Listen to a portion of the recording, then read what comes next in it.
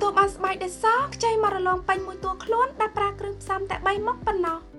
Scrub កាហ្វេល្អលេខ1ធ្វើឲ្យស្បែកសទន់រលោងបំបត្តិស្បែកខ្មៅដោយសារពន្លឺថ្ងៃនិងស្បែកដែលខ្មៅខ្លាំងបានយ៉ាងឆាប់រហ័សគ្រឿងផ្សំមានដូចជាកាក់កាហ្វេឬកាហ្វេខ្មៅចំនួន2ស្លាបព្រាបាយ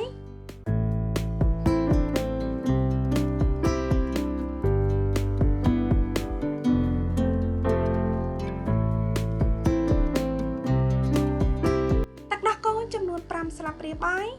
បងប្អូនអាចប្រើទឹកដោះគោឬយ៉ាអ៊ូប្រភេទផ្សេងទៀតក៏បានដែរ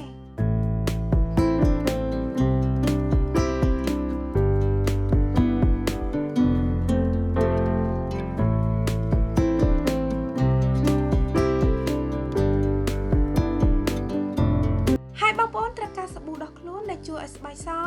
ចំនួន2ស្លាបព្រាបាយ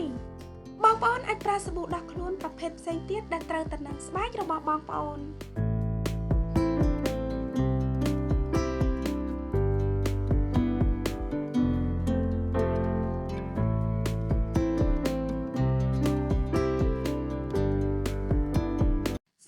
ច្របល់គ្រឿងផ្សំទាំងអស់ឲ្យបានសព្វចូលគ្នាល្អ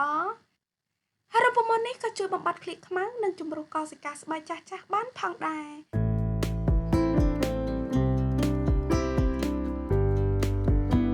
សូមស្ក្រាប់ថ្នមៗនៅលើដៃជើង